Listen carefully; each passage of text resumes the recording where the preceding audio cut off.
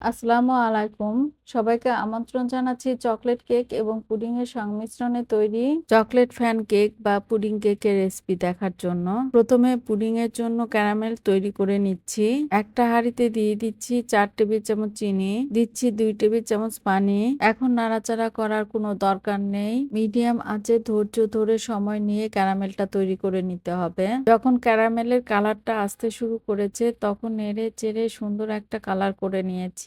এখন যে পাত্রে পুডিংটা সেট করব সরাসরি ক্যারামেলটা সেই পাত্রে ঢেলে নিচ্ছি। এই কাজটা খুব তাড়াতাড়ি করতে হবে, নইলে ক্যারামেলটা শক্ত হয়ে যাবে। এখন এই ক্যারামেলের বাটিটা সাইডে রেখে পুডিং এর মিশ্রণটা তৈরি করে নিব। একটা বাটিতে নিচ্ছি 1 কাপ হালকা গরম পানি, এর মধ্যে দিচ্ছি 3/4 কাপ গুঁড়ো দুধ, হাফ কাপ আর 1/4 কাপ দিলে 3/4 কাপ হয়ে যাবে। এখন একটা হ্যান্ড উইস্ক দিয়ে খুব ভালো করে দুধটা মিশিয়ে নিচ্ছি। গুঁড়া দুধ মিশিয়ে নিয়ে এর মধ্যে দিয়ে দিচ্ছি 1/4 কাপ চিনি। দুধ এখন ঠান্ডা হয়ে গিয়েছে, আমি দিয়ে দিচ্ছি রুমের স্বাভাবিক তাপমাত্রায় থাকা একটা ডিম। দুধ ঠান্ডা হওয়ার পরে ডিমটা দিতে হবে, নইলে ডিমটা দলা দলা হয়ে যাবে। এখন হ্যান্ড উইস্ক দিয়ে ডিম আর চিনিটা খুব ভালো করে দুধের সঙ্গে মিশিয়ে নিচ্ছি।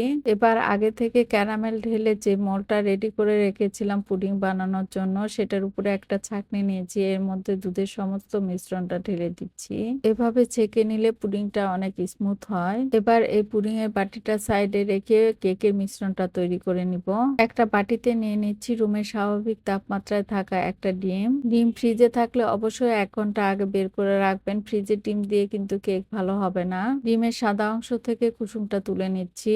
এখন এর মধ্যে দিয়ে দিলাম 1/3 কাপ চিনি। এবার একটা ইলেকট্রিক বিটার দিয়ে লো স্পিডে প্রথমে বিট করে নিচ্ছি 2 মিনিট, তারপর হাই স্পিডে বিট করে নিচ্ছি 4 মিনিট। এই 6 মিনিটের মধ্যেই কিন্তু ডিমের ফোমটা খুব সুন্দর করে হয়ে যাবে। যখন দেখবেন যে বিটারের কাটা থেকে ডিমের ফোমটা আর পড়ে যাচ্ছে না, তখন বুঝবেন যে কেক বানানোর জন্য ডিমের ফোমটা এখন রেডি। এখন এর মধ্যে দিয়ে দিলাম তুলে রাখা ডিমের কুসুম, তেল 2 টেবিল চামচ, চকলেট এসেন্স হাফ চা চামচ। এখন এগুলো ডিমের ফোমের সঙ্গে আলতো করে মিশিয়ে নিচ্ছি। এবার এতে শুকনো উপকরণগুলো দেওয়ার জন্য বাটির উপরে একটা ছাঁকনি নিয়েছি।